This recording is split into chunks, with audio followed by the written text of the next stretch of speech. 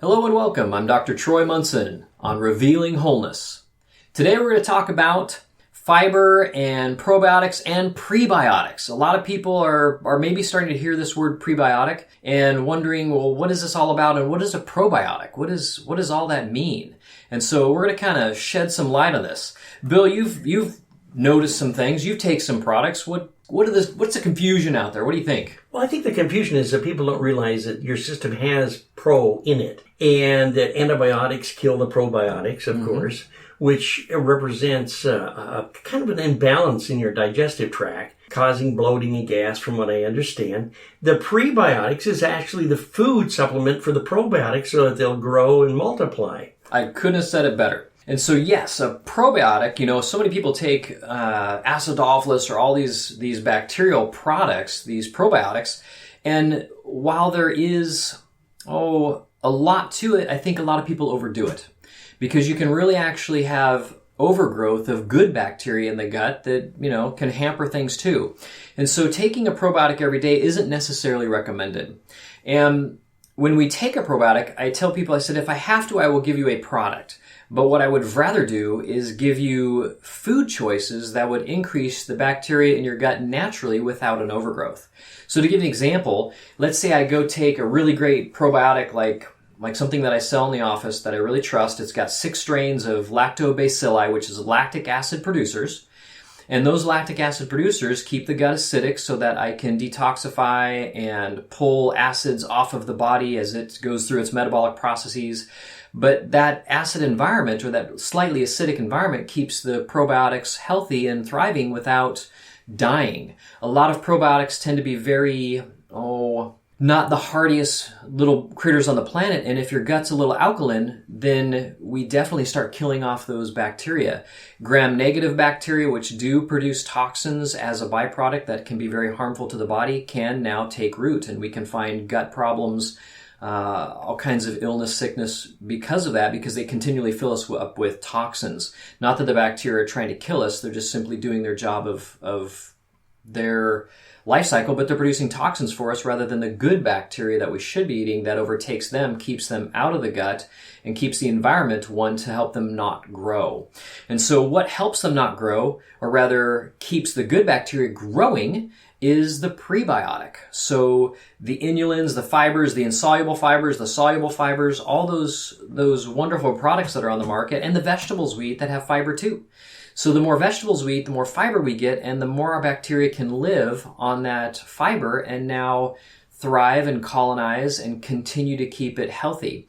If we don't have a lot of good bacteria in the gut, we end up now allowing the gut to, bacteria not only produce things for us like vitamin K and other vitamins, but they kind of leave us open, and, those negative bacteria over time will inevitably hamper those tissues of our colon and start causing problems like Crohn's disease, diverticulitis. All those things are irritations of the gut lining. And so we need all those things to kind of help us break down stuff to keep our gut healthy. We need fiber in our stool to move, along with the liver working well, that we've talked about many times, how bile in the body is very helpful. So if I have somebody who I suspect has overgrowth of flora in their gut, they'll have lots of gut noises all the time, especially in the morning. And so what we'll do is we'll say, okay, we need to kind of take down all those colonies, and we need to weed the gut, we call it. And so we have certain products that will certainly take down most of the colonies in the gut. And sometimes I'll go through a process of weeding and feeding. So I'll take down what we consider not very good gut bacteria and start feeding it with good bacteria like sauerkraut, kimchi, kefir, yogurts. The more natural, the more holistic, the better. Kombuchas, all those types of fermented food, apple cider vinegar, all these things work really, really well. How would somebody know that maybe their bacteria wasn't necessarily negative bacteria, but bacteria that weren't lactic acid producers? Well, I'll have people that will come in and they're trying to lose weight, and we're doing all these things well, and they're like, Doc, I'm serious. I'm even cutting calories down, and I'm grain-free, I'm eating lots of vegetables, I'm doing really good fats and really good protein, and I'm not losing anything. And we begin to do liver work, and they're still not losing very well. Oftentimes they're having sugar-producing bacteria in their gut. And so now everything that they take, their gut is literally producing sugar for them. And I'll notice because we'll try to fast and they get headaches, they get very lightheaded, hypoglycemic, and they can't tolerate not eating yet. And that's unusual because we want to do some days of fasting just to see how the body's performing on blood sugar. And so it's a great little test. And if they're really not doing good on blood sugar, I'm suspicious that they have sugar producers in their gut. And so they're still spiking blood sugar and crashing blood sugar, all because of the gut bacteria. And so as we begin to turn over those strains of bacteria into better and better strains that are lactobacilli or lactic acid producing strains, we now have a person that their gut stays healthy, they're detoxifying better, they're absorbing nutrients better, they're feeling better all the way around, their cravings are going down, and they're losing weight and they're feeling better and better and better. And so that's kind of why probiotics, prebiotics, how they work, and really how fiber, this prebiotic, is so important to us, and why having good bacteria and the right kind of bacteria become important too. And so until next time, I'm Dr. Troy Munson on Revealing Wholeness. This concludes another episode of Revealing Wholeness with Dr. Troy Munson. If you have any questions concerning this podcast or others, you can reach Dr. Munson by email at chiroman, that's CHIRO man, at dr.com.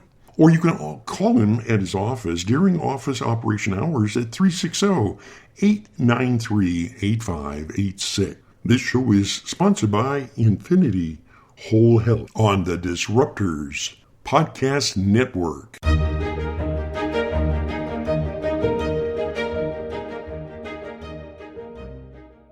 The information on this podcast from Dr. Troy Munson is meant to educate the listener on a variety of health issues.